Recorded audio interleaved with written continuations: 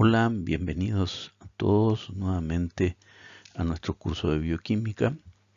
Hoy, dentro de la unidad 9 de metabolismo de proteínas y aminoácidos, nos dedicaremos al estudio del destino del esqueleto carbonado de los diferentes aminoácidos.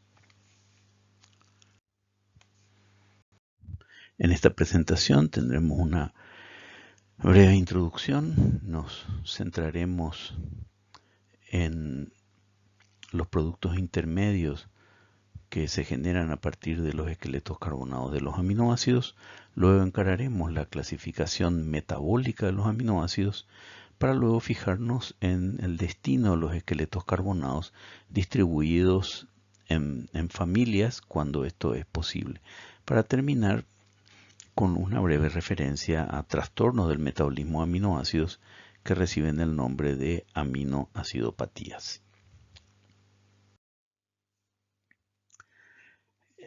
Como ya hemos visto en una presentación anterior, el catabolismo de los aminoácidos se agrupa en dos grandes destinos: la oxidación completa y la producción de derivados nitrogenados de bajo peso molecular. Si bien la producción de derivados tiene un destino sintético, forma parte del catabolismo, ya que estos productos derivados no pueden volver a convertirse en aminoácidos y por lo tanto no sirven para sostener el balance nitrogenado. En cuanto a la oxidación completa, tenemos que recordar que hay dos grandes conjuntos de procesos. El primero es la eliminación o remoción del nitrógeno del grupo alfa-amino, y el segundo es la transformación de los esqueletos carbonados en intermedios del metabolismo, que es a lo que nos dedicaremos en esta presentación. Tenemos que recordar también que se debe remover el nitrógeno presente en R de histidina, lisina y arginina, y eso lo analizaremos también en la presente clase.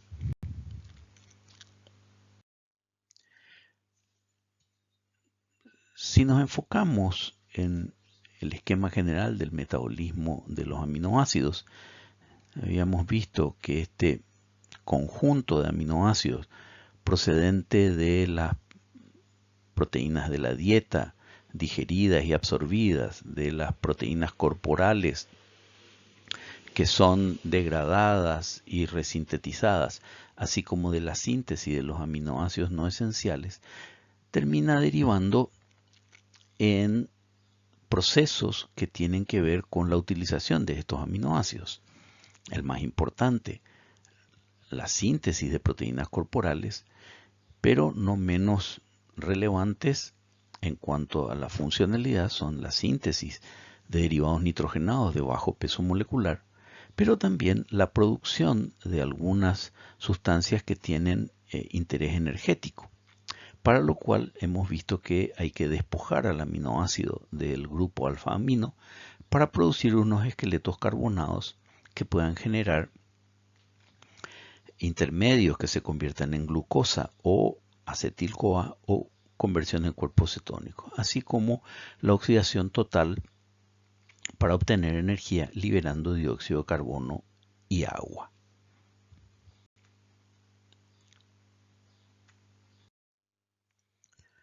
Comentábamos, muy ligado al metabolismo de ciertos intermedios que ya conocemos a través del estudio del metabolismo primario. De hecho, los aminoácidos proteicos, sobre todo aquellos que están codificados para su inclusión en proteínas directamente, pueden generar 7 intermedios metabólicos diferentes. Y a su vez, según el rol que estos intermedios metabólicos pueden desempeñar, se clasifican en intermedios cetogénicos e intermedios glucogénicos.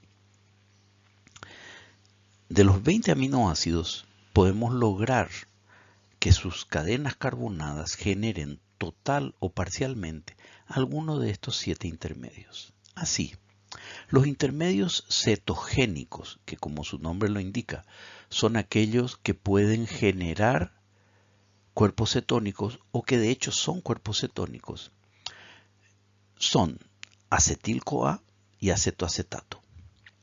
Por otra parte, tenemos intermedios glucogénicos, que son intermedios que pueden ser transformados en glucosa. Y entre ellos contamos a piruvato, oxaloacetato, alfa-cetoglutarato, succinículo-A y fumarato. Yo estoy seguro que todos recordarán en qué tipo de procesos participan estos intermedios, pero lo iremos viendo a lo largo de esta presentación.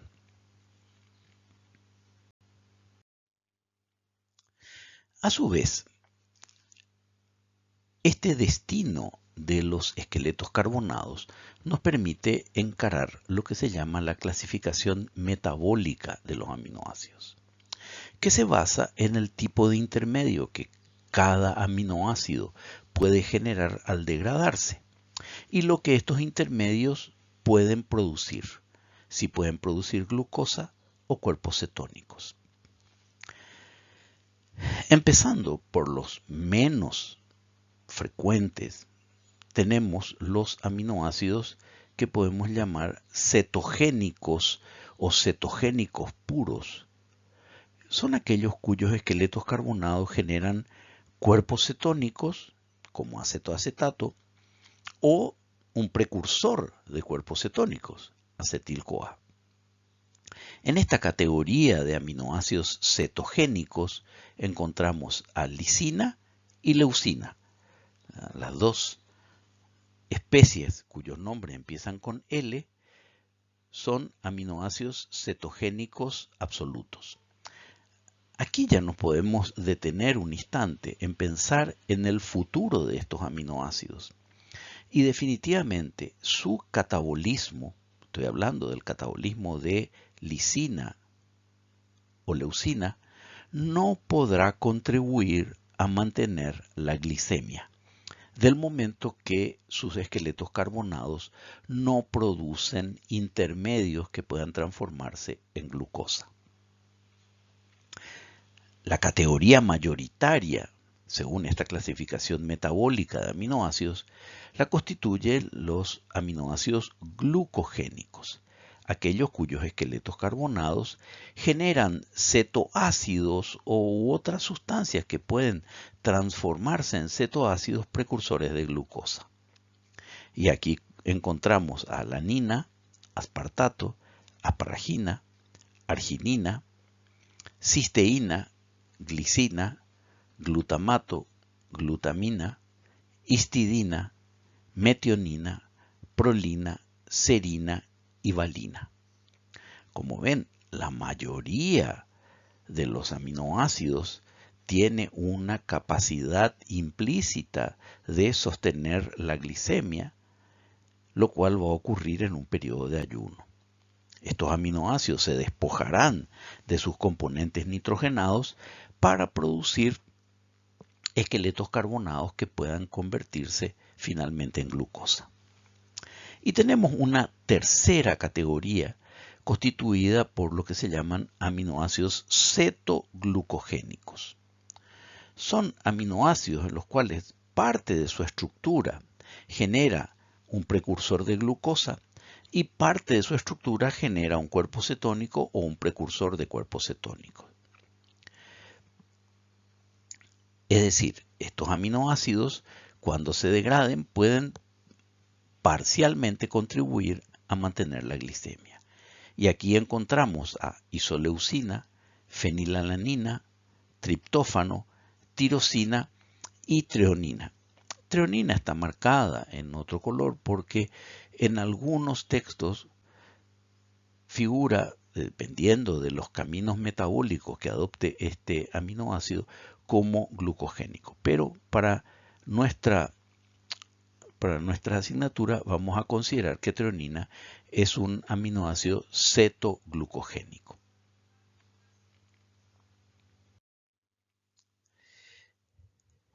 Ese carácter cetogénico o glucogénico como dijimos, deriva de la capacidad de generar finalmente glucosa o un cuerpo cetónico. Como el gran conjunto metabólico que armoniza distintos intermedios es el ciclo del ácido cítrico, aquí vemos el destino de los esqueletos carbonados integrado a esta ruta metabólica.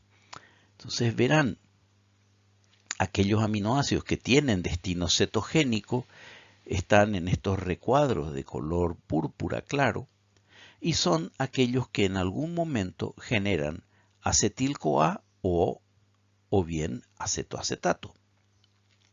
Podrán observar que algunos aminoácidos aparecen en más de un recuadro. Por ejemplo, leucina en su degradación produce acetil-CoA, pero también produce acetoacetato. De manera que estamos hablando de un aminoácido 100% cetogénico. A su vez, los aminoácidos que vemos en estos recuadros de color más claro tienen algún destino glucogénico. Igualmente podemos ver algunos de ellos en más de un recuadro, por ejemplo, aspartato como precursor de oxalacetato, pero también aspartato como precursor de fumarato, tal como lo vimos en el ciclo de la urea. Como verán, el ingreso de los aminoácidos que denominamos glucogénicos se hace convirtiéndolos en un intermedio del ciclo o bien en piruvato, que es una molécula que termina integrando su carbono al carbono que circula dentro del ciclo del ácido cítrico. En esta presentación lo que vamos a hacer es enfocarnos en las reacciones que terminan por convertir estos diferentes aminoácidos en aquellos intermedios que ya hemos mencionado. A partir de ahí ya sabemos lo que les va a ocurrir, ¿verdad? Ya conocemos cómo acetil-CoA oxida su carbono en el ciclo del ácido cítrico o cómo se produce el metabolismo de los cuerpos cetónicos o cómo se produce la gluconeogénesis. Es decir, de esos procesos finales ya no nos ocuparemos porque los hemos estudiado, pero sí nos fijaremos en cómo los diferentes aminoácidos pasan a integrar estos intermedios del metabolismo que son verdaderamente encrucijadas metabólicas.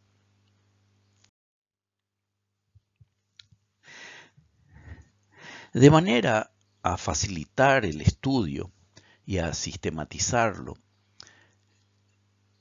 se agrupan los diferentes aminoácidos en familias, teniendo en cuenta ciertas similitudes metabólicas y características comunes estructurales de los aminoácidos en cuestión.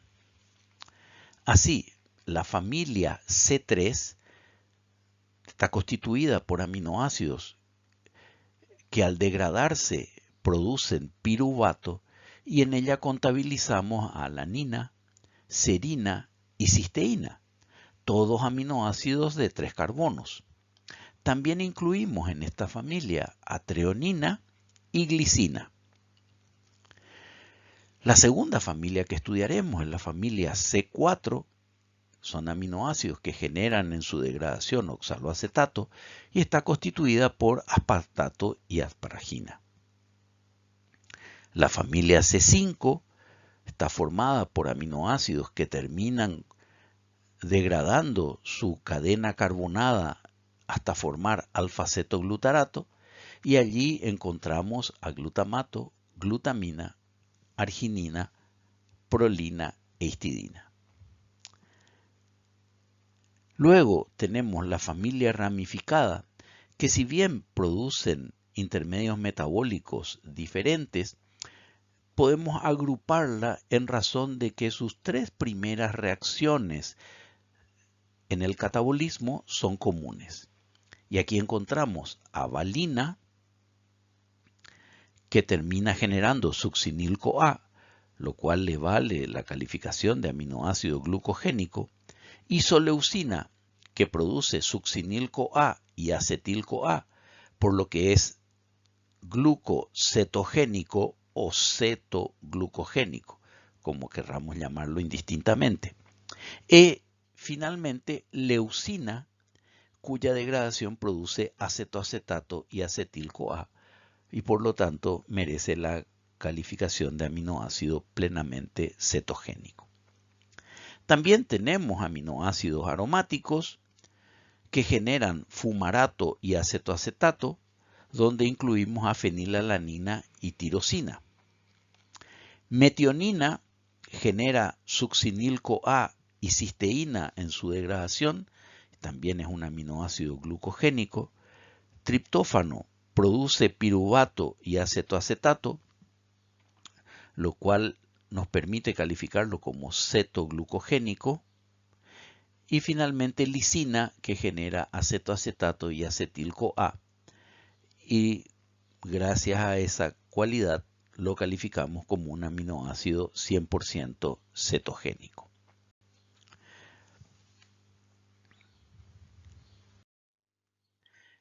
Empecemos nuestro análisis más pormenorizado con la familia C3. Como ya mencionamos, aquí encontramos a alanina, serina, glicina, cisteína y treonina. La conversión de alanina en piruvato es muy sencilla, ya la hemos analizado en la presentación sobre destino del nitrógeno de los aminoácidos, y también hemos mencionado reacciones que involucran a serina. Ahora tendremos una visión un poco más profunda del destino del esqueleto carbonado de estos aminoácidos. Empecemos con alanina. Alanina, por la acción de la enzima alanina aminotransferasa o ALT, dependiente de fosfato de piridoxal, se transamina para generar piruvato, siendo alfa-cetoglutarato el cetoácido aceptor.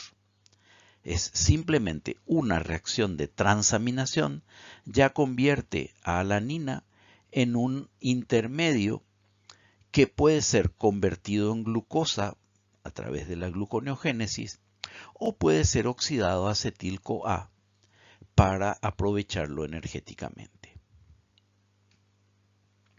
En el caso de serina, si bien puede transaminarse, la reacción típica que involucra la degradación de serina es la desaminación no oxidativa catalizada por serina deshidratasa, una enzima también dependiente de fosfato de piridoxal, en la cual el aminoácido pierde su grupo amino en forma de amoníaco y se convierte en piruvato.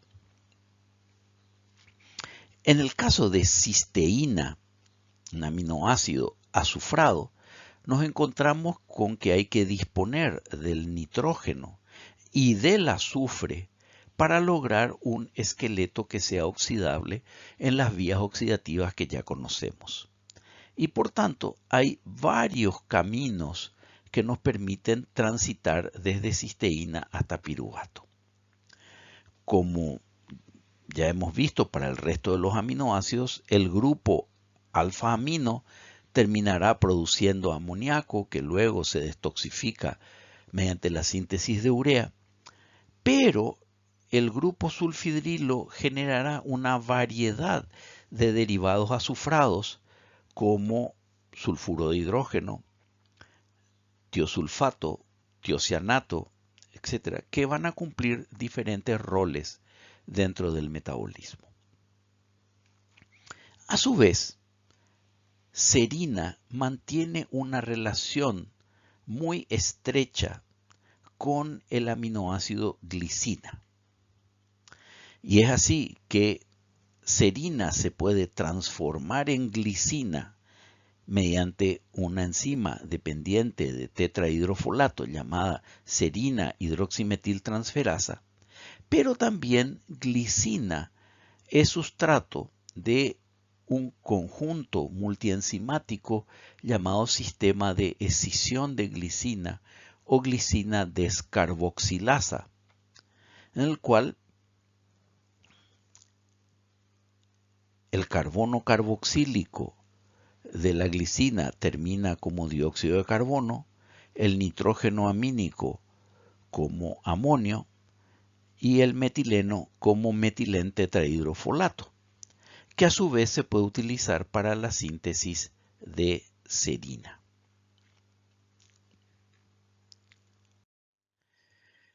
En el caso de treonina, como otros aminoácidos, veremos que tiene más de una opción en su catabolismo. Es por eso que algunos autores lo califican solo como glucogénico, pero veremos que merece tratarlo como cetoglucogénico. En primer lugar, treonina, mediante catálisis por serina hidroximetiltransferasa, se convierte en glicina. Y como glicina es un aminoácido glucogénico, treonina le corresponde esa calificación también. Pero parte de su estructura produce acetaldehído, que condensado con coenzima A nos da acetil-CoA y por tanto merece ser considerado también un aminoácido cetogénico.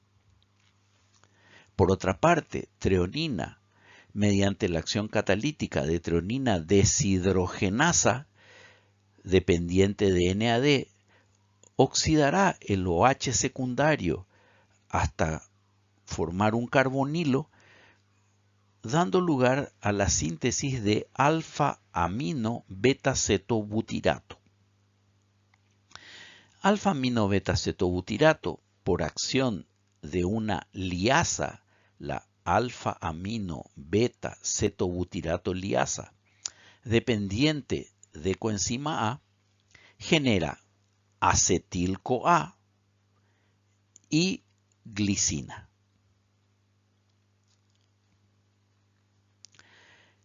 En este punto espero que haya quedado suficientemente evidenciado que los metabolismos que involucran, las rutas metabólicas que involucran a glicina, treonina y serina están fuertemente relacionadas.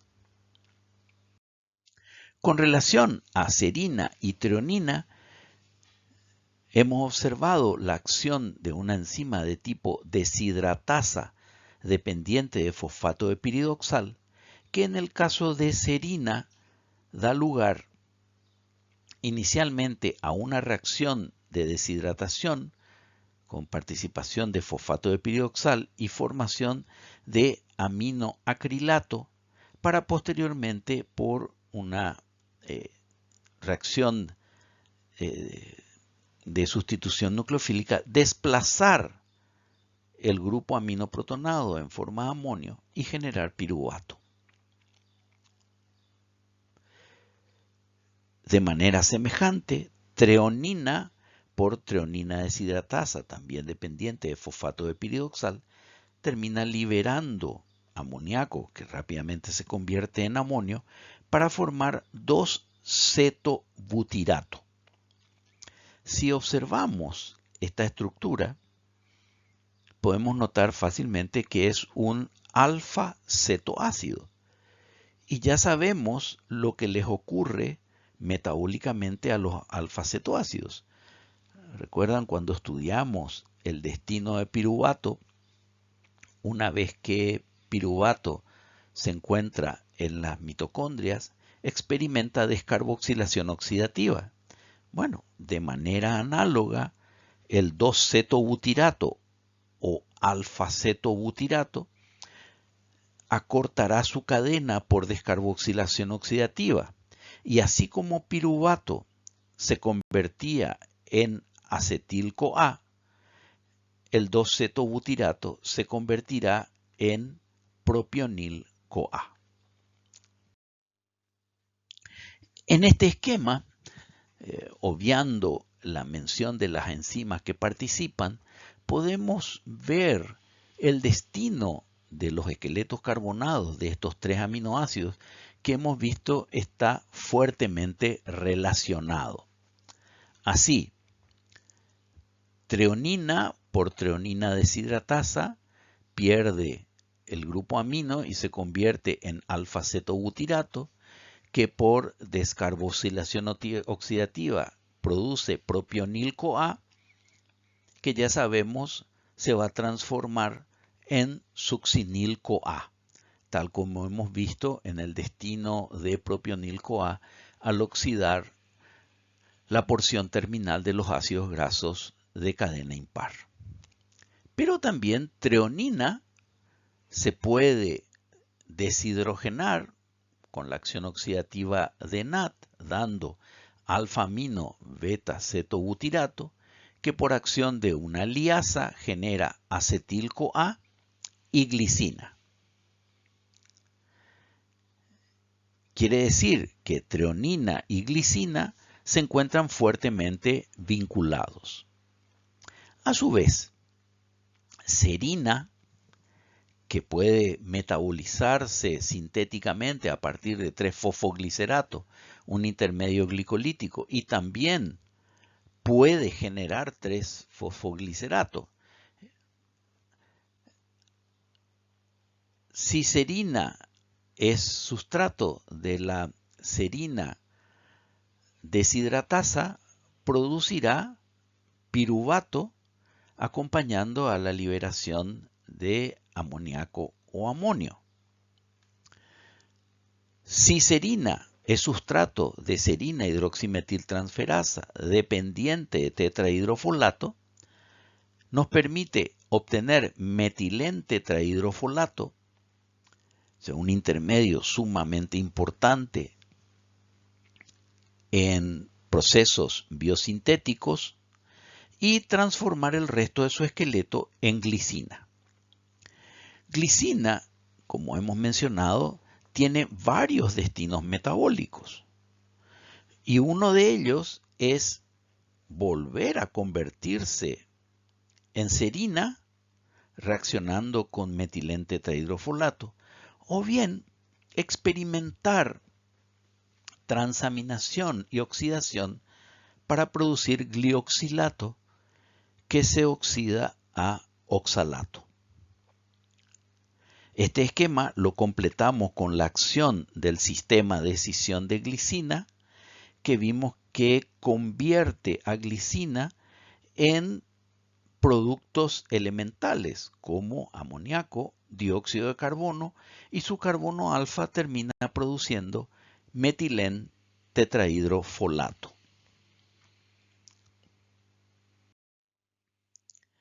El sistema de escisión de glicina merece una atención especial, dado que utiliza recursos que ya hemos visto en otros sistemas multienzimáticos. Es un conjunto mitocondrial de 4 proteínas que degrada glicina según esta reacción. O sea, glicina más tetrahidrofolato más nicotinamina adenina dinucleótido da N5-N10 metilén tetrahidrofolato, dióxido de carbono, amoníaco y NADH más protón. El sistema de escisión de glicina, como vimos, está compuesto por 4 proteínas, es de ubicación mitocondrial, y aquí valdría la pena recordar que gran parte de la oxidación de aminoácidos ocurre a través de reacciones mitocondriales. Vimos que algunas transaminaciones ocurren también en el espacio citoplasmático, pero la oxidación de los esqueletos carbonados de los aminoácidos es de preferencia estar ocurriendo dentro de la mitocondria. Analicemos la composición y funcionalidad del sistema de escisión de glicina.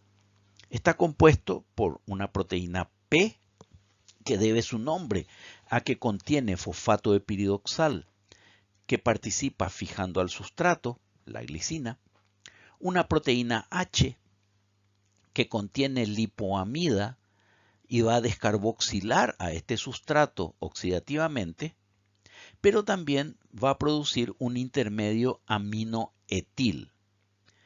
Yo imagino que en este punto estarán recordando lo que le ocurre a piruvato cuando reacciona con el complejo piruvato deshidrogenasa. Luego, la proteína T traslada el metileno a tetrahidrofolato y libera amoníaco. Por lo tanto, aquí se produce la liberación del nitrógeno. Y finalmente tenemos una proteína L, que es lipoamida deshidrogenasa, que contiene FAD, de manera que reoxida a dihidrolipoamida y a su vez emplea nicotinamina adenina-dinucleótido oxidado para reoxidar la flavina adenina-dinucleótido reducido que se obtuvo en el proceso inmediatamente previo. Veamos esquemáticamente esta secuencia de reacciones.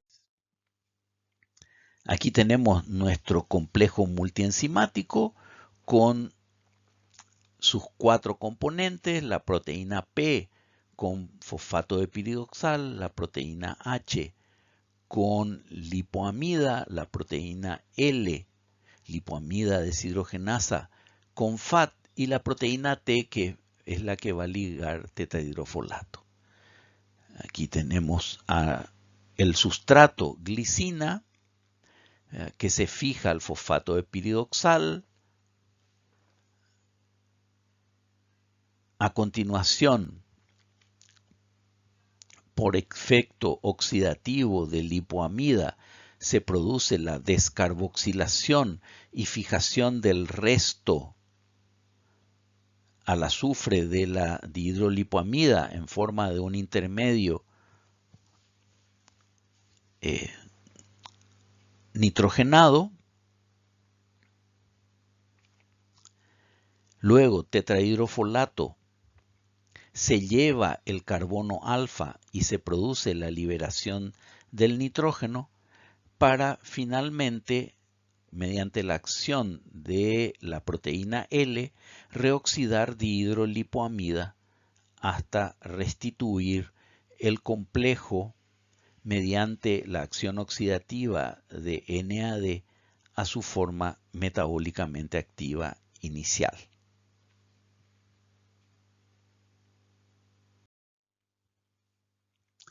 En cuanto al destino de cisteína, merece una serie de observaciones particulares, dado que implica disponer no solamente del nitrógeno, sino de este resto sulfidrilo.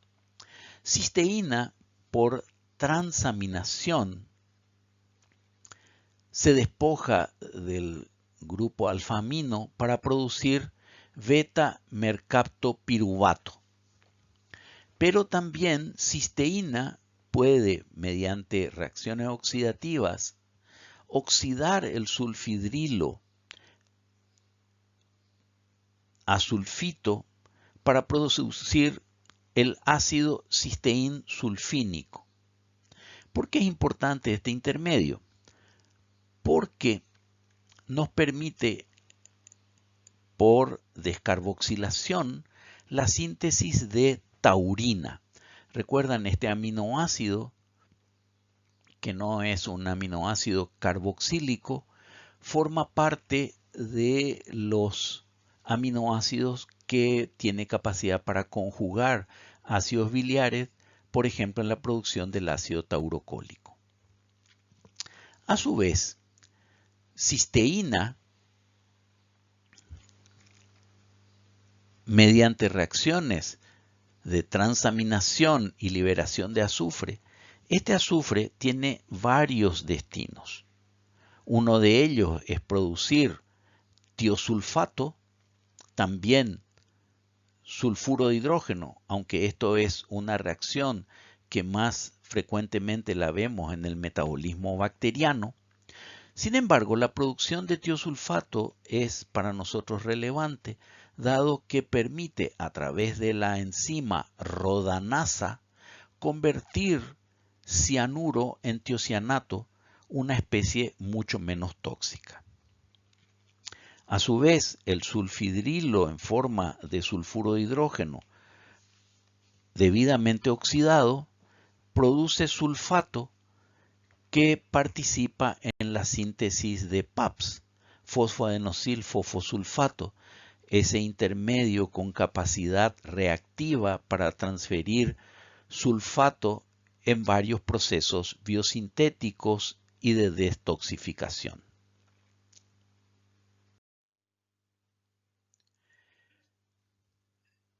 En cuanto a la familia C4, es una familia de aminoácidos muy corta, tiene solo 2 aminoácidos, aspartato y asparagina, y sus reacciones para incorporar el esqueleto carbonado al metabolismo oxidativo son muy sencillas.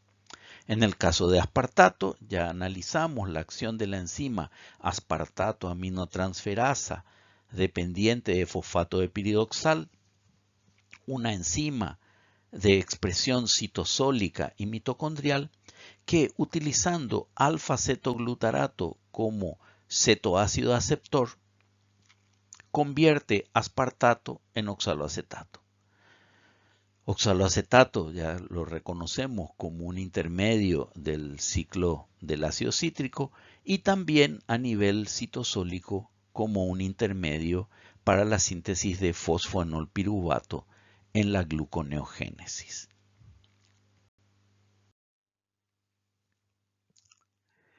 En el caso de asparagina, su catabolismo implica la hidrólisis de la amida presente en R para producir aspartato. Esto lo realiza la enzima asparaginasa que mediante un proceso hidrolítico libera amonio y nos permite obtener aspartato. Y aspartato, como hemos visto anteriormente, experimentará su conversión por transaminación a oxaloacetato. Además de otro destino que ya hemos examinado en la presentación anterior, que es actuando como un aportante de grupo amino en la síntesis de urea, su esqueleto termina convirtiéndose en fumarato. Por tanto, aquí tenemos 2 destinos posibles para lo que vaya a ocurrir posteriormente con aspartato. Transaminarse dando oxalacetato o bien integrar el ciclo de la urea generando fumarato. La tercera familia, cuyo catabolismo 5, como ya habíamos observado, termina produciendo alfa-cetoglutarato. Inicialmente vamos a mirar un diagrama de bloques donde podemos apreciar el carácter convergente del catabolismo de los aminoácidos de la familia C5. Familia integrada por glutamina, glutamato, histidina, prolina y arginina. Ciertamente aminoácidos con estructuras bastante diferentes. Si pensamos, por ejemplo, en los anillos de prolina, histidina o la estructura con un grupo guanidinio de arginina. Sin embargo, arginina y prolina convergen en la producción de un intermedio que es glutamato semialdehído. Y a su vez, glutamato semialdehído, histidina y glutamina convergen en la producción de glutamato, que por desaminación oxidativa produce alfa-cetoglutarato, que es un intermedio que por reacciones de la gluconeogénesis puede producir glucosa.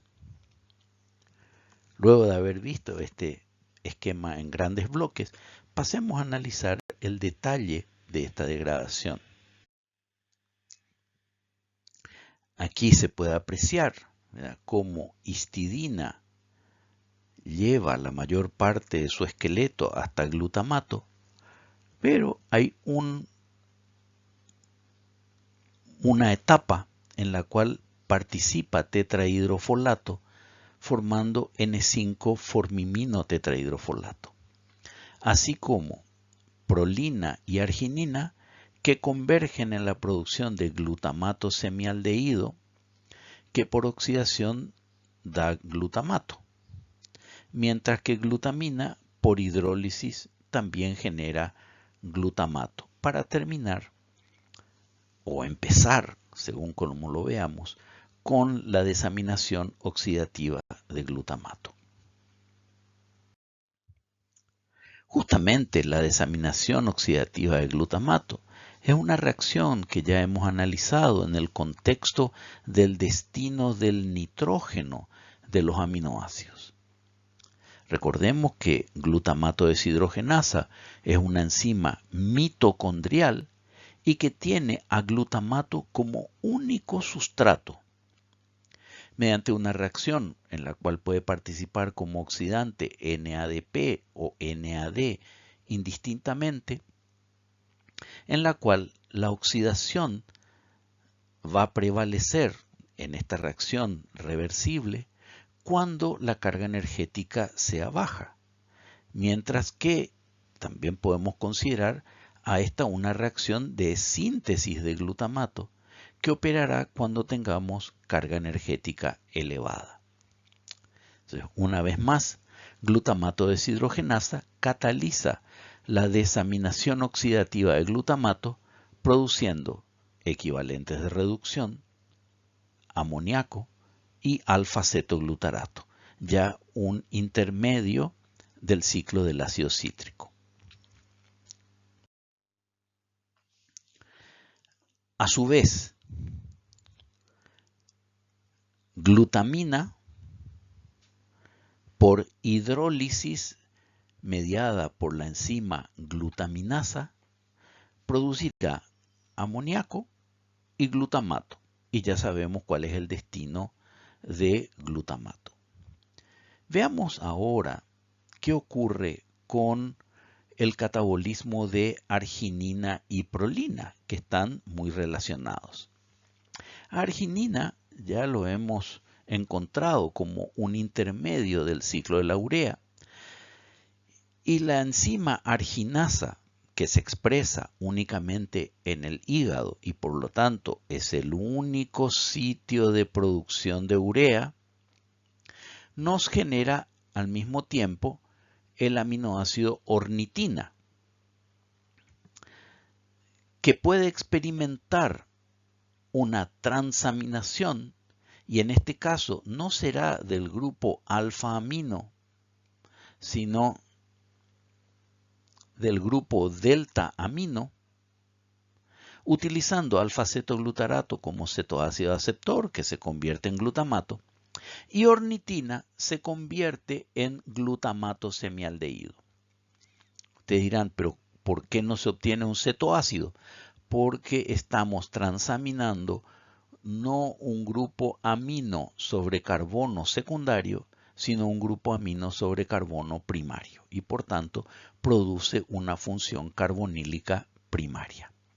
Glutamato semialdehído por glutamato semialdehído deshidrogenasa oxida o deshidrogena este grupo aldehído convirtiéndolo en ácido, y ese ácido no es más que el aminoácido glutamato. Repasando entonces, arginina por hidrólisis hepática mediada por arginasa libera urea y ornitina. Ornitina por transaminación del grupo amino sobre carbono primario libera glutamato semialdehído y el grupo amino pasa a transaminar alfa-cetoglutarato hasta glutamato. Y glutamato semialdehído, por deshidrogenación del grupo aldehído, se convierte en el aminoácido glutamato. Prolina, por su parte, inicia su degradación. Recordemos que prolina está entre los aminoácidos que no se transamina, lo mismo que arginina. Entonces, prolina inicia su oxidación mediante una reacción de oxidación, catalizada por prolina oxidasa. La prolina oxidasa genera un doble enlace en el sistema anular de prolina, produciendo pirrolina 5-carboxilato. Pirrolina 5-carboxilato experimenta el ataque de agua, pero es un ataque espontáneo, no mediado por una enzima, con lo cual se abre este anillo de pirrolina para formar glutamato. Y ya sabemos que eso se hace a través de la formación de glutamato semialdehído. Entonces, repasemos. Prolina, por la prolina oxidasa, genera pirrolina 5-carboxilato, que por ataque de agua sin reacción enzimática genera glutamato semialdehído, y glutamato semialdehído, por acción de una deshidrogenasa, produce glutamato. Podemos entonces afirmar que el glutamato semialdehído es el intermedio común del catabolismo de prolina y arginina antes de llegar a la producción de glutamato. El que tiene una vía más independiente de estos aminoácidos para llegar a glutamato es histidina, cuyo catabolismo empieza por acción de una liasa, la histidina amonio-liasa, que produce una reacción de eliminación en la cual se elimina amonio y genera un doble enlace. Recordamos que las reacciones de eliminación, sobre todo que involucran a pérdida de agua o pérdida de amoníaco, generan dobles enlaces. Este compuesto insaturado se denomina urocanato. Urocanato se hidrata por una hidratasa en el sistema anular, en el sistema imidazólico, para producir 4-imidazolona 5-propionato.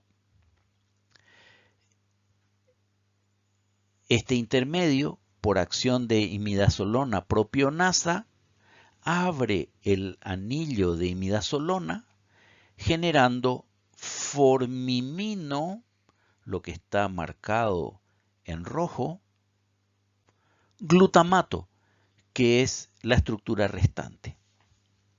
Y aquí la glutamato formiminotransferasa, una enzima dependiente de tetrahidrofolato, retira este átomo de carbono unido a nitrógeno que sale como N5 formiminotetrahidrofolato y el resto queda como glutamato.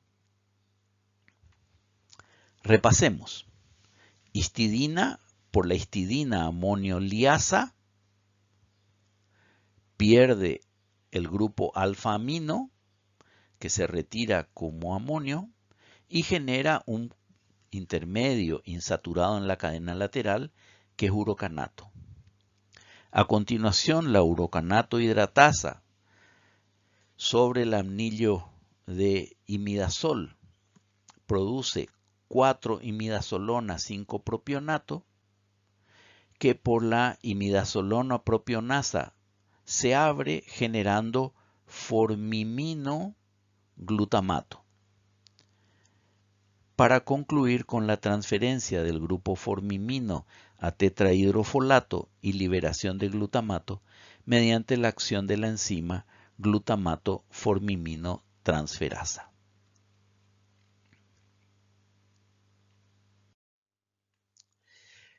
La siguiente familia de aminoácidos que vamos a analizar es la llamada familia de aminoácidos de cadena ramificada. Estos tres aminoácidos, leucina, valina e isoleucina, los analizamos conjuntamente no porque tengan el mismo destino de sus esqueletos carbonados, sino porque las tres primeras reacciones que experimentan son comunes. Y esas reacciones comunes son una transaminación, en la cual los respectivos aminoácidos se convierten en alfa-cetoácidos. A continuación, descarboxilación oxidativa. Recordemos la descarboxilación oxidativa de piruvato o alfa-cetoglutarato, o la de alfa-cetobutirato que vimos hoy relacionado con treonina. Son reacciones en las cuales coenzima A y NAD son los cofactores estequiométricos para producir derivados de acilco A partir de estos cetoácidos.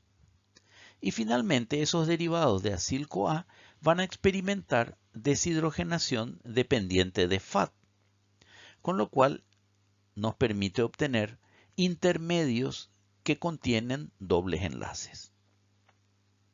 En el caso de leucina, ese intermedio terminará produciendo acetoacetato y acetilco-A, por lo tanto, todos productos cetogénicos. Valina terminará produciendo propionilco-A que se convierte en succinilco-A, producto glucogénico, e isoleucina terminará produciendo acetilco-A, intermedio cetogénico, y propionilco-A que concluye en succinilco-A, un producto o intermedio glucogénico. Tenemos que recordar que valina, isoleucina y leucina, a diferencia de la mayoría de los aminoácidos, no experimentan transaminación en el hígado. La mayoría de los aminoácidos es metabolizado muy activamente en el hígado, no solo para la síntesis de proteína, sino para reacciones de degradación, excepto valina, isoleucina y leucina. ¿Por qué? Porque no se expresa en el hígado las aminotransferasas que los reconocen como sustrato. Con una visión un poco más detallada de esta familia, repetimos, tienen en común las tres primeras reacciones. Primera reacción, transaminación. En este caso, isoleucina, dependiendo quién sea R1 y R2, tenemos los tres aminoácidos, isoleucina se transamina para generar alfa-ceto beta-metilvalerato. Valina se transamina a alfa-ceto isovalerato. Y leucina se transamina a alfa-ceto isocaproato. La segunda reacción está catalizada por una deshidrogenasa de alfa-cetoácidos ramificados de cadena ramificada, y como mencionamos anteriormente, necesitamos NAD como oxidante y coenzima A. Recordemos que la deshidrogenación de alfa-cetoácidos también precisa de tiamina pirofosfato, lipoamida y flavina-adenina dinucleótido para completar la reacción. En el caso de los cetoácidos de cadena ramificada, el que procede de isoleucina, alfa-ceto, beta-metilvalerato, por deshidrogenación se convertirá en alfa-metilbutiril coenzima A. Alfa-ceto isovalerato procedente de valina dará isobutiril coenzima A. Y el alfa-ceto isocaproato dependiente de leucina dará isovaleril coenzima A.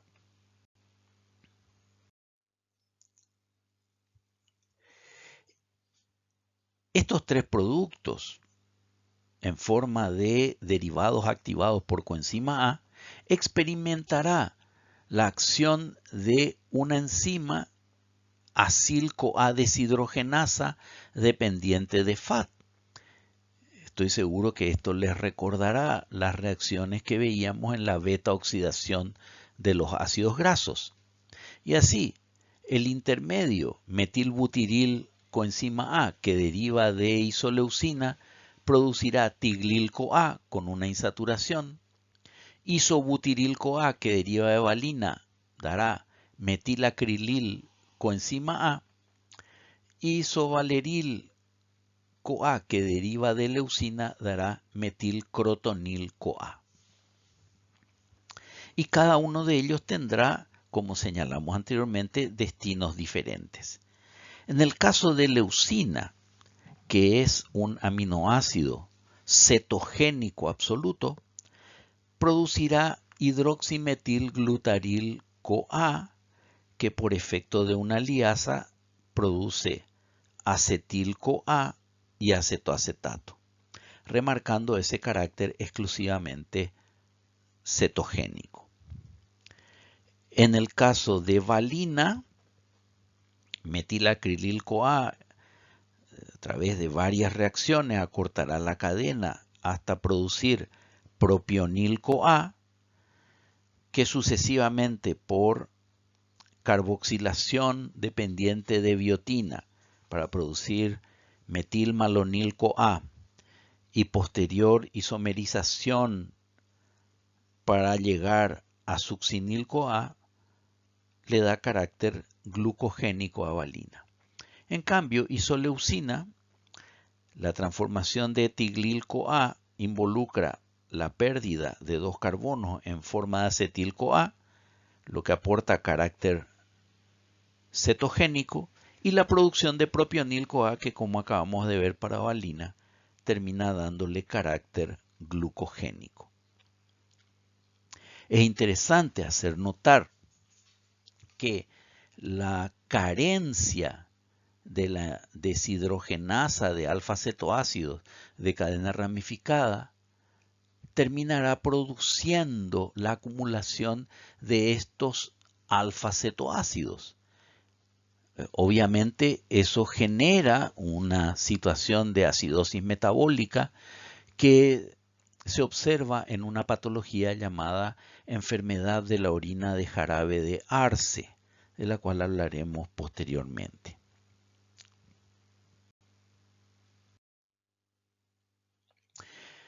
Aquí tenemos las reacciones finales, recalcando que esa tercera reacción común es una deshidrogenación dependiente de FAT, semejante a la que experimentan los acil-CoA en la beta oxidación de ácidos grasos. Y recalco, en el caso de leucina, terminamos produciendo acetil-CoA y acetoacetato, por eso es cetogénico puro o cetogénico absoluto. En el caso de valina, termina produciendo propionil-CoA que se metaboliza hasta succinil-CoA y por lo tanto tiene carácter glucogénico.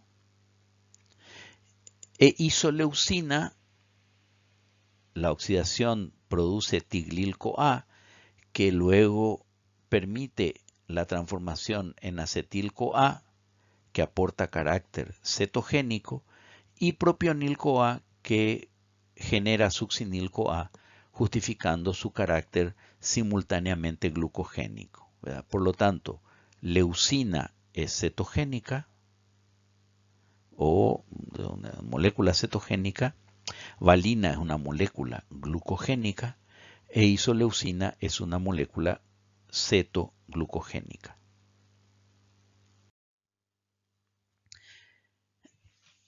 Metionina tiene un catabolismo muy peculiar. No podemos asociarlo en una familia y tiene varios caracteres que conviene resaltar. Uno de ellos es que forma parte de lo que llamamos ciclo del metilo activo, que ya hemos discutido. Pero también el catabolismo de metionina produce cisteína y por otra parte produce succinil-CoA. Es decir, en el metabolismo de un solo aminoácido, metionina, tenemos una serie de reacciones de metilación, la síntesis de un aminoácido no esencial y la síntesis de un precursor glucogénico. Analicemos por parte estas funciones. En una presentación anterior habíamos analizado el papel de tetrahidrofolato y la coenzima B12 en lo que llamamos la trampa de metilo. Este sistema que termina deslocalizando un átomo de carbono desde un precursor, el más frecuente de estos precursores es serina, que se transfiere a tetrahidrofolato por serina hidroximetiltransferasa, convirtiéndolo en metilén-tetrahidrofolato. A su vez, metilén-tetrahidrofolato se convierte en metil-tetrahidrofolato y se transfiere a la coenzima B12 generando coenzima metil B12 por la metionina sintasa. Esta especie metil B12 tiene la capacidad de metilar a homocisteína para producir nuevamente metionina. Y este conjunto es lo que habitualmente conocemos como la trampa de metilo. Dijimos que uno de los destinos de metionina es participar en lo que se llama ciclo del metilo activo. El ciclo del metilo activo conduce a la producción de esa adenosylmetionina, la transferencia del metilo activo a un aceptor y la regeneración de metionina. Veamos cómo ocurre. Metionina, nuestro aminoácido, recordemos que es un aminoácido esencial, mediante la participación de ATP y la enzima metionina adenosiltransferasa, con pérdida de fosfato y pirofosfato, se convierte en SAM, o S-adenosilmetionina o ADOMET. Recordemos que S-adenosilmetionina es un nucleócido, no contiene fosfato, y tiene la particularidad de tener un grupo metilo unido a un azufre cargado positivamente. Es decir, una situación energéticamente desfavorable, que hace que este grupo metilo pueda ser cedido a aceptores de metilo mediante proceso de metilación biosintética para producir un derivado metilado y a su vez SAM queda convertido en S de azufre, adenosil, homocisteína, el equivalente a cisteína pero con un metileno más. Esta molécula, esa adenosil homocisteína, mediante la acción de adenosil homocisteinasa, libera adenosina por hidrólisis, es decir, se hidroliza este enlace para producir adenosina y homocisteína. Y el sistema de transferencia de metilo, que denominamos trampa de metilo, utilizando metil B12, que originalmente recibió el metilo de metil tetrahidrofolato, y este a su vez de metilén tetrahidrofolato, y este a su vez a partir de serina, metila homocisteína regenerando metionina.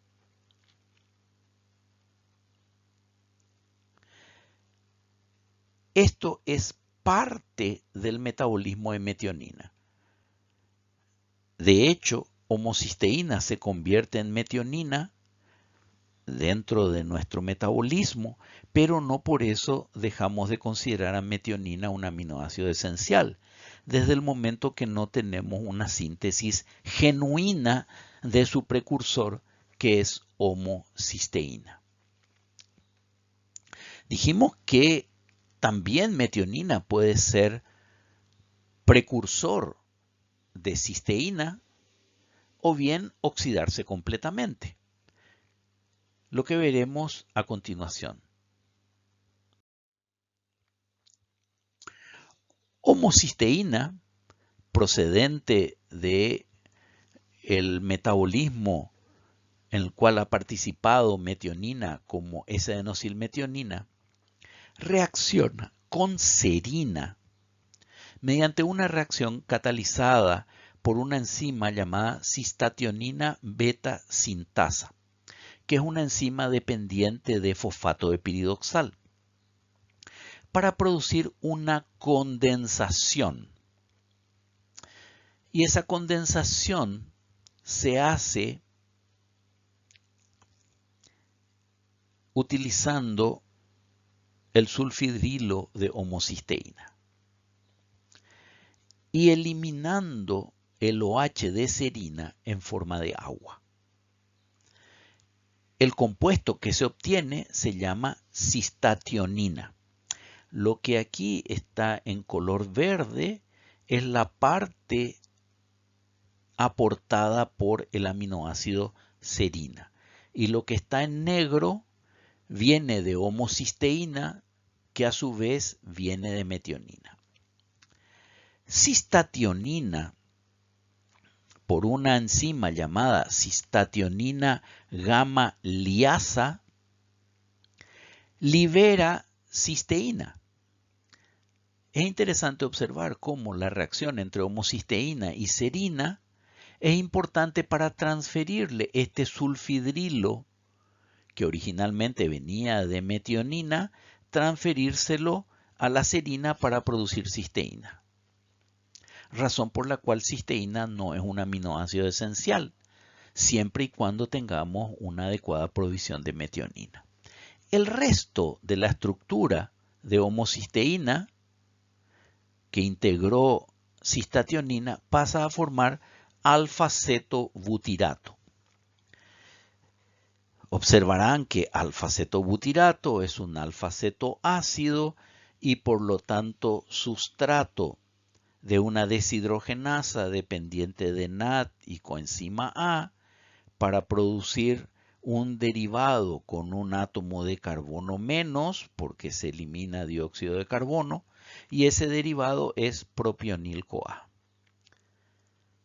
Nuevamente, les recuerdo, propionil-CoA por la propionil-CoA carboxilasa dependiente de biotina, convierte esta cadena de 3 carbonos en una de 4 ramificada, metilmalonil-CoA, que se isomeriza cambiando la configuración de un átomo de carbono, y finalmente por efecto de metilmalonil-CoA mutasa dependiente de coenzima B12 termina convirtiéndose en succinil-CoA.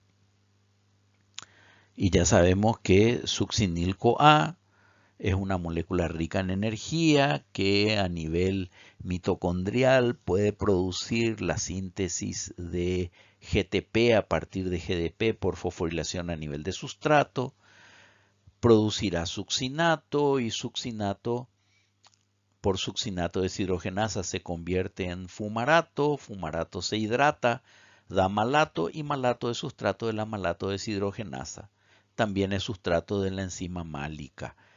Y por tanto, succinil-CoA definitivamente es un intermedio de carácter glucogénico. Y por eso metionina es un aminoácido 100% glucogénico, porque sus productos, ya sea cisteína o succinil-CoA, ambos terminan produciendo cadenas carbonadas que pueden pasar a formar glucosa.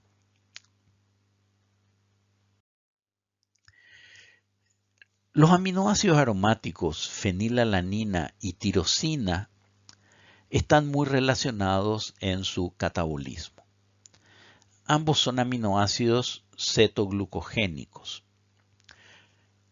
Iniciamos el metabolismo con la hidroxilación de fenilalanina por una enzima hepática fenilalanina hidroxilasa dependiente de tetrahidrobiopterina.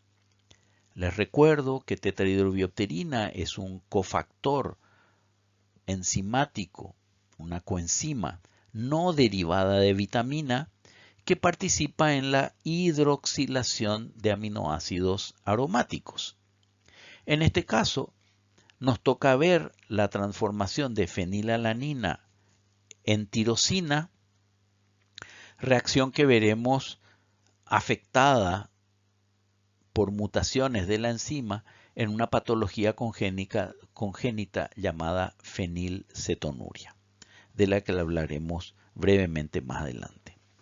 En esta reacción catalizada por fenilalanina hidroxilasa, fenilalanina se hidroxila en la posición 4 del anillo aromático para producir tirosina. Participa oxígeno porque es una monooxigenación y tetrahidrobiopterina actúa como reductor auxiliar convirtiéndose en dihidrobiopterina. También hemos visto que dihidrobiopterina se reduce a tetrahidrobiopterina reciclándose. Y a partir de aquí es el catabolismo de tirosina.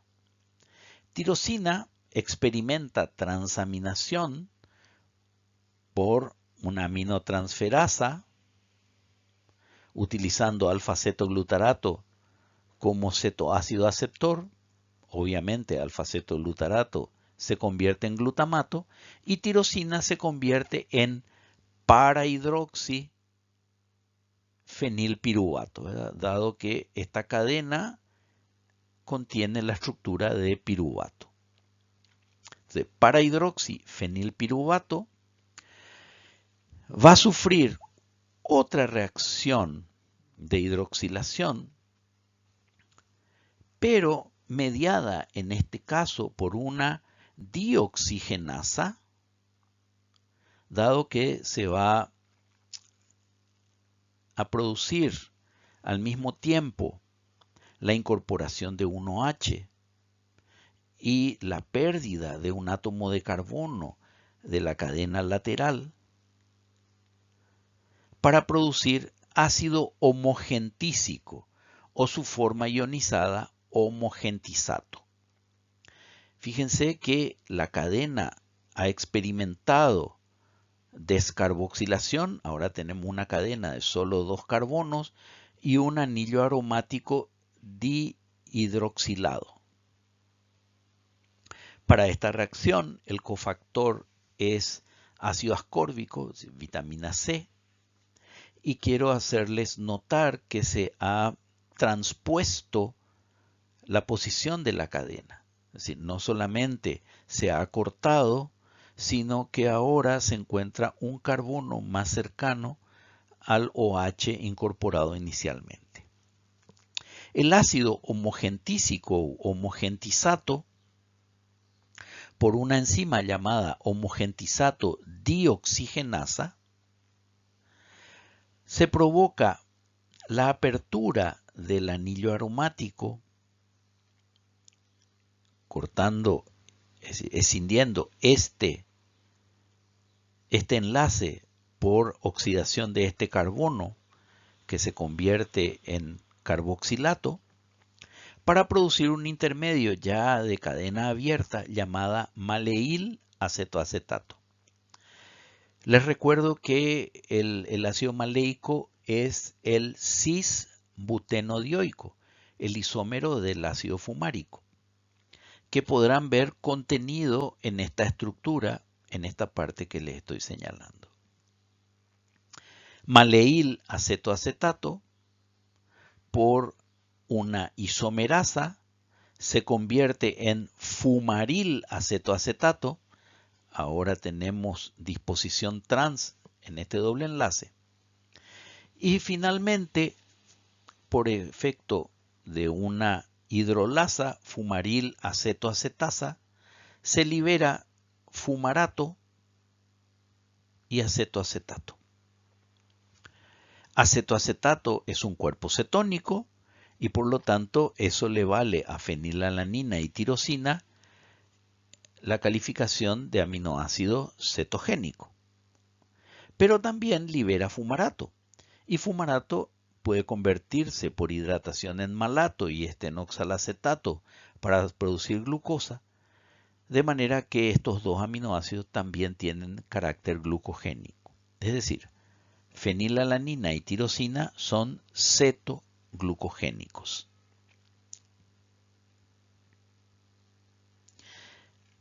La deficiencia de esta enzima, la homogentizato dioxigenasa, da lugar a la acumulación de ácido homogentísico que, como tiene un sistema difenólico, fácilmente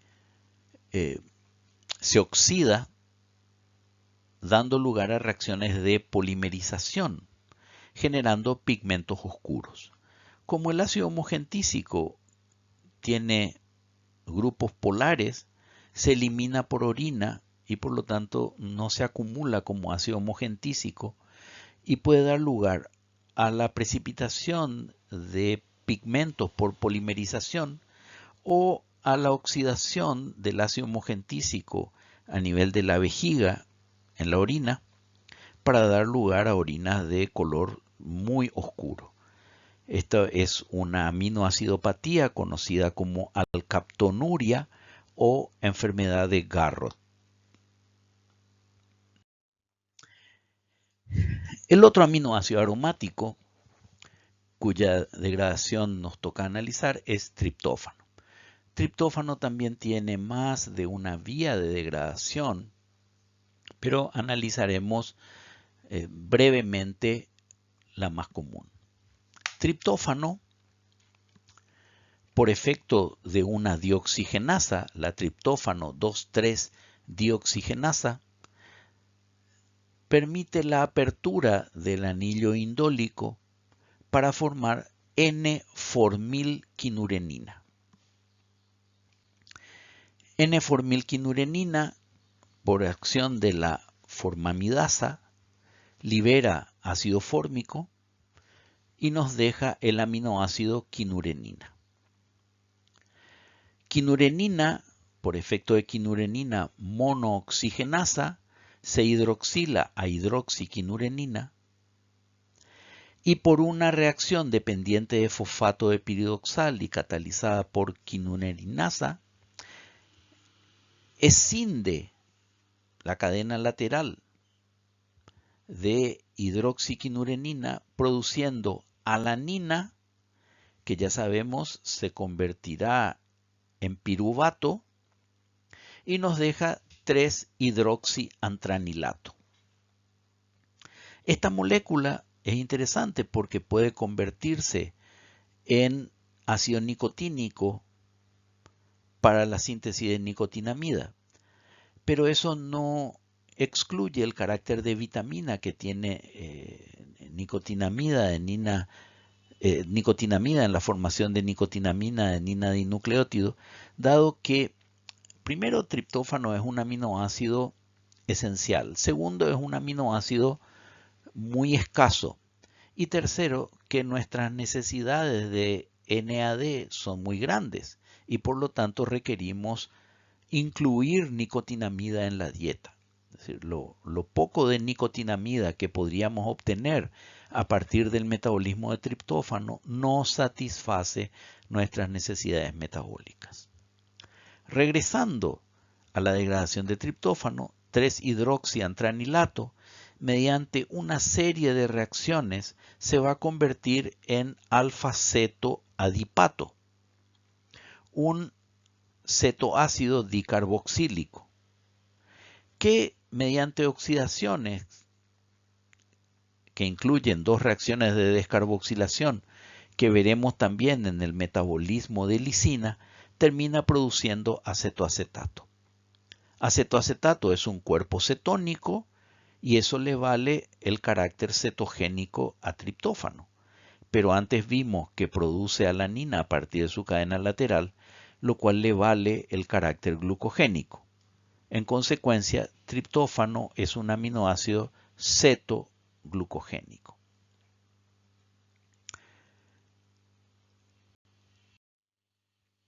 Finalmente, analizaremos el destino de lisina.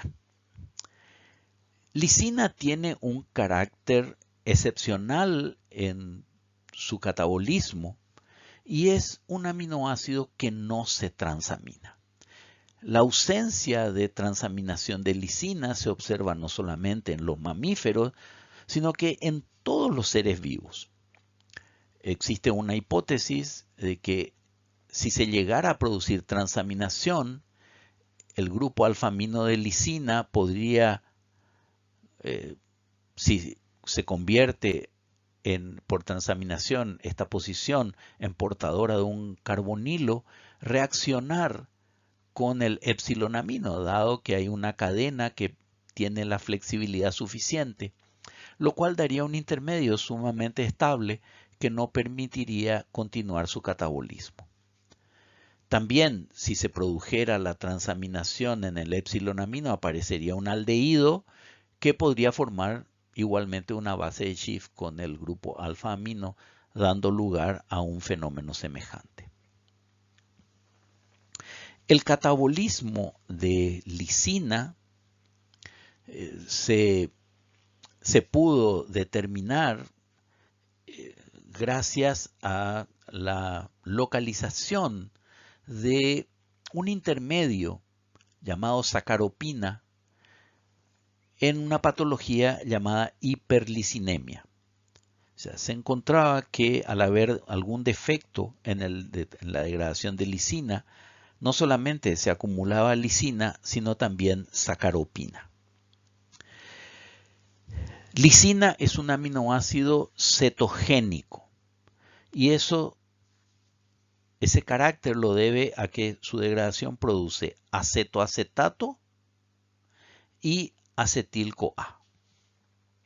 Acetil-CoA, un precursor de cuerpos cetónicos, y acetoacetato, un cuerpo cetónico.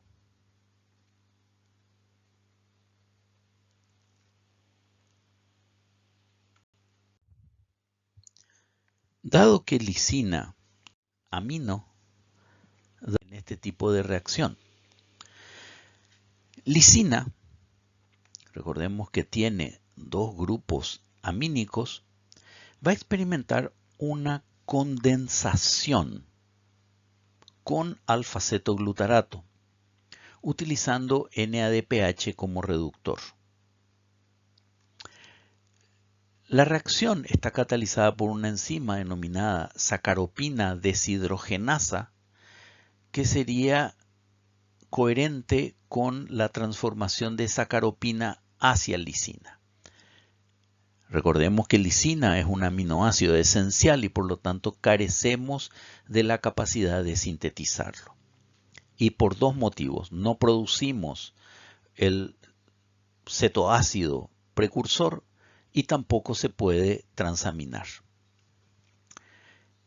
Lisina, en presencia de NADPH y alfa-cetoglutarato, se condensa para producir sacaropina, uniendo alfa-cetoglutarato al epsilon amino de la lisina. Sacaropina, por una deshidrogenasa dependiente de NAD, libera glutamato, que se lleva el grupo epsilon amino, y ya sabemos que glutamato, por la glutamato deshidrogenasa, experimentará desaminación oxidativa, liberando amoníaco y alfa-cetoglutarato. Y en nuestro caso, el esqueleto remanente de lisina queda convertido en alfa-aminoadipato 6-semialdehído, dado que se perdió el grupo amino sobre el carbono primario, nos queda una función carbonílica aldehído. Por la aminoadipato semialdehído deshidrogenasa, este aldehído se oxida por deshidrogenación hasta grupo ácido carboxílico, dando alfa-aminoadipato, un derivado del ácido adípico que contiene 6 carbonos.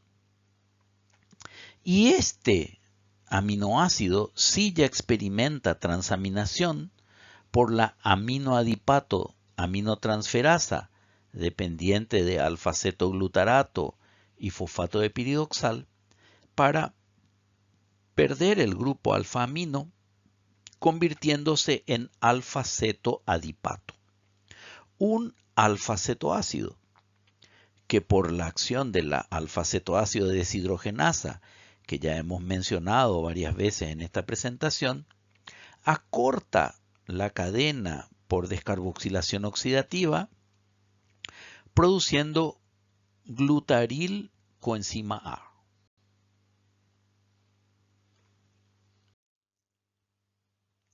A su vez, glutaril coenzima A, por efecto de una deshidrogenación dependiente de FAT, recordemos que cuando se deshidrogena una cadena carbonada con FAT, aparece un doble enlace y en este caso es glutaconil coenzima A, que por acción de una descarboxilasa, o sea, se pierde el grupo carboxílico, el carboxilato, que no está en forma de derivado de coenzima A y se va a perder como dióxido de carbono, dejándonos como producto crotonil coenzima A.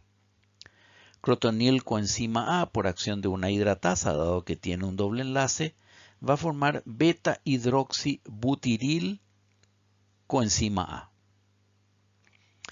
Y este, por una deshidrogenasa dependiente de NAT, oxidará el OH secundario a acetoacetil coenzima A. Y esto ya les resultará conocido como un intermedio en la síntesis de los cuerpos cetónicos, dado que está compartiendo el mismo ambiente mitocondrial de dicha síntesis. Así, acetoacetil coenzima A, por efecto de hidroximetilglutaril-CoA sintasa, incorpora dos carbonos en forma de acetil-CoA para formar hidroximetilglutaril-CoA, que por acción de hidroximetilglutaril-CoA liasa nos produce la liberación de acetoacetato, un cuerpo cetónico, y acetil-CoA, justificando plenamente el carácter cetogénico absoluto que tiene el aminoácido lisina. De esta manera hemos repasado el destino de los esqueletos carbonados de los diferentes aminoácidos que encontramos codificados en el código genético, estos 20 aminoácidos, donde podemos apreciar que hay un fuerte carácter convergente, es decir, de 20 aminoácidos llegamos solamente a 7 intermedios metabólicos que se incorporan a las rutas del metabolismo oxidativo. Esta variedad de esqueletos que hay que transformar cuando se oxidan los aminoácidos demanda la expresión de una gran cantidad de enzimas que participan en estos procesos. Estas enzimas en su expresión pueden estar afectadas por mutaciones, dando lugar a que el metabolismo de algunos aminoácidos pueda verse seriamente afectado, dando lugar a un conjunto de patologías que recibe el nombre de aminoacidopatías o patologías que afectan la degradación de aminoácidos. Estas aminoacidopatías pueden generar trastornos en dos sentidos. Una es porque al no concluir la degradación se acumula un metabolito y ese metabolito puede tener un efecto negativo sobre algunas estructuras o sobre rutas metabólicas, o bien porque no se genera un intermedio necesario para otro destino que el metabolismo tenga para esa molécula.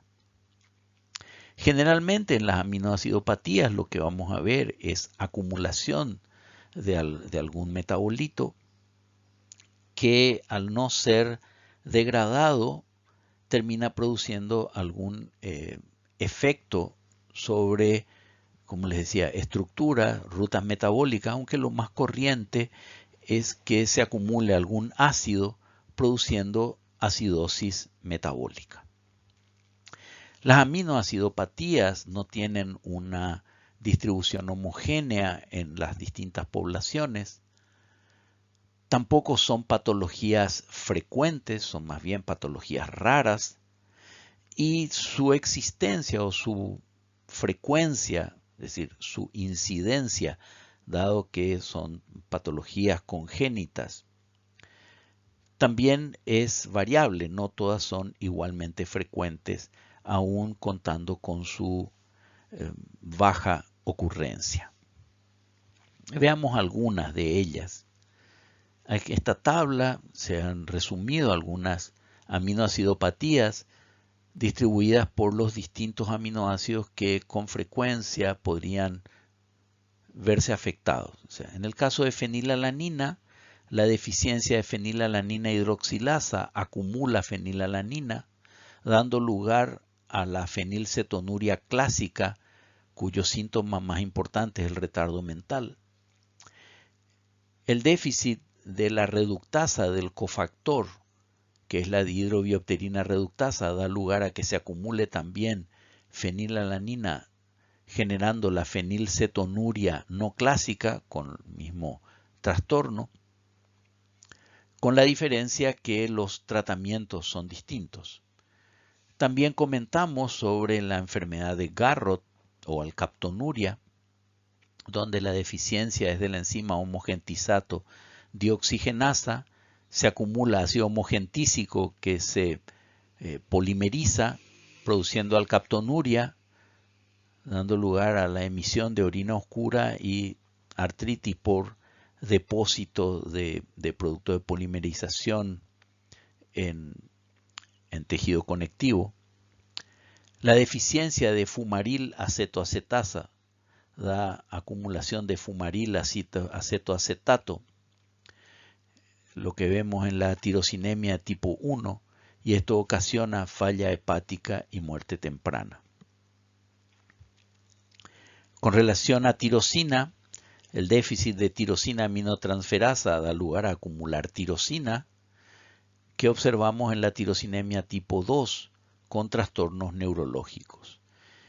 Y el déficit de una enzima que participa en la oxidación de tirosina, la tirosinasa, que permite la formación de melaninas, nos permite observar el albinismo con déficit de producción de melanina y con síntoma de fotosensibilidad, es decir, una elevadísima sensibilidad a la luz.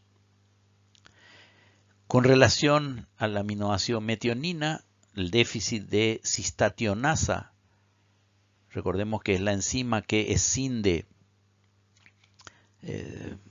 cistationina en beta-cetobutirato y cisteína, da acumulación de cistationina con manifestación de cistatonuria que es benigna.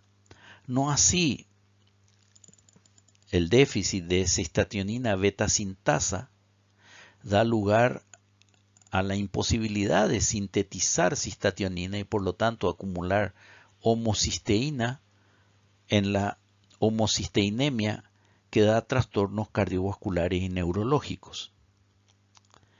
En cuanto a glicina, si bien vimos que glicina se puede convertir en serina y se puede degradar totalmente, una posibilidad, uno de los destinos de glicina es que se transamine y el déficit de glicina aminotransferasa da lugar a la acumulación de glioxilato, produciendo oxaluria primaria tipo 1 con manifestación de litiasis renal. Afectando a los aminoácidos de cadena ramificada, el déficit de la deshidrogenasa de alfa-cetoácidos de cadena ramificada da lugar a la acumulación de esos alfa-cetoácidos que se observa en la enfermedad de orina de Jarabe-Arce con manifestación de retardo mental. También asociado al catabolismo de metionina, valina, isoleucina y treonina, recordemos que todos ellos pueden producir propionil-CoA, que debe ser eliminado mediante su transformación final a succinil-CoA. El déficit de metilmalonil-CoA mutasa producirá ácido metilmalónico como producto acumulado, que genera acidosis metilmalónica que se manifiesta como acidosis metabólica y retardo del desarrollo.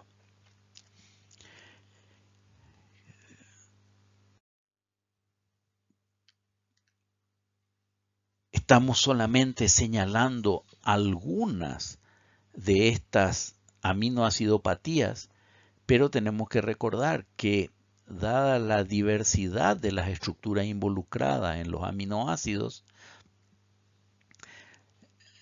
se requiere una gran variedad de enzimas y por lo tanto la probabilidad de que haya otras enzimas carentes dando lugar a aminoacidopatías es muy grande.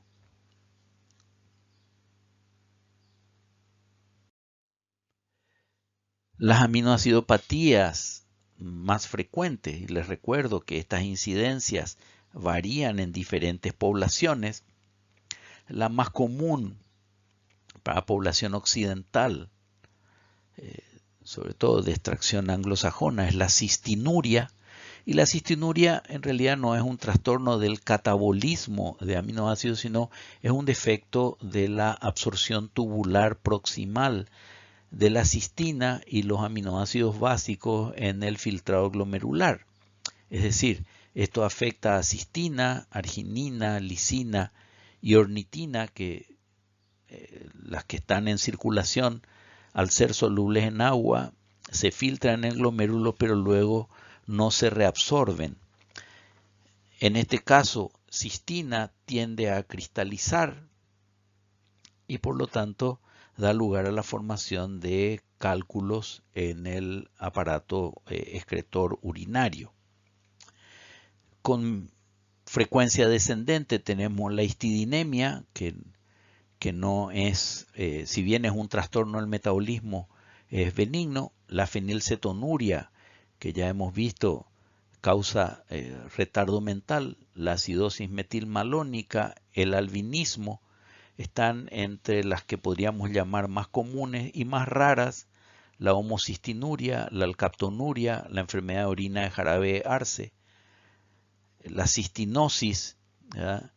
De estas enfermedades o estas patologías con carácter de aminoacidopatía con incidencias similares. Quiero hacerles una breve referencia a la fenilcetonuria, caracterizada por déficit de la enzima fenilalanina hidroxilasa, es lo que constituye la fenilcetonuria clásica. En este caso, los pacientes no pueden convertir fenilalanina en tirosina y eso da lugar a la acumulación de fenilalanina. Es decir, el trastorno neurológico se debe a la acumulación de fenilalanina y no a la carencia de productos derivados o de transformación alternativa. Dado que no se convierte en tirosina, fenilalanina se transamina a fenilpiruvato y esto es lo que da lugar al nombre de la enfermedad, porque aparecen fenilcetonas en orina. Por eso se llama fenilcetonuria, que a su vez por reducción da fenillactato y descarboxilación da fenilacetato, que pueden ser detectados en orina. En el caso de la fenilcetonuria, inmediatamente que es detectada, y por eso se incluye en el panel de ensayos para detectar trastornos congénitos del metabolismo, lo que habitualmente se llama test del piecito, que en realidad el piecito es el lugar de donde se toma la muestra sanguínea. La fenilcetonuria, inmediatamente que es diagnosticada en los primeros días de vida, tiene que empezarse el tratamiento, porque de lo contrario, si no se trata, el cociente intelectual va disminuyendo dramáticamente a medida que pasen los años sin tratamiento. Puede haber otras manifestaciones que tienen que ver con la menor disponibilidad de tirosina, como trastornos de pigmentación de la piel. Pero lo más importante en el tratamiento es retirar excesos de fenilalanina de la dieta, aún teniendo en cuenta que es un aminoácido esencial, manteniendo lo mínimo para sostener un balance nitrogenado equilibrado. Por tanto, la detección de excesos de fenilalanina en plasma o sangre circulante debe ser tratada inmediatamente en un recién nacido. O sea, no tiene sentido hacer detecciones o campañas de detección tardías, porque fíjense, si no se ha tratado a los 2 años, ya estamos en un cociente intelectual que es la mitad de lo que podría haber alcanzado un niño con metabolismo normal. Por tanto, es imperioso que estas patologías sean detectadas inmediatamente, aún antes de ver algún síntoma, de manera que en los casos en que se puede instalar un tratamiento eficaz, esto sea realizado, mejorando la calidad de vida de los niños. De esta manera damos conclusión a la unidad 9.4, de la presentación 9.4 de la unidad de metabolismo de proteínas y aminoácidos, en el cual nos hemos ocupado del destino de los esqueletos carbonados de los aminoácidos. Espero que esta presentación les ayude en la comprensión de estos contenidos. Muchas gracias por su atención y será hasta la próxima.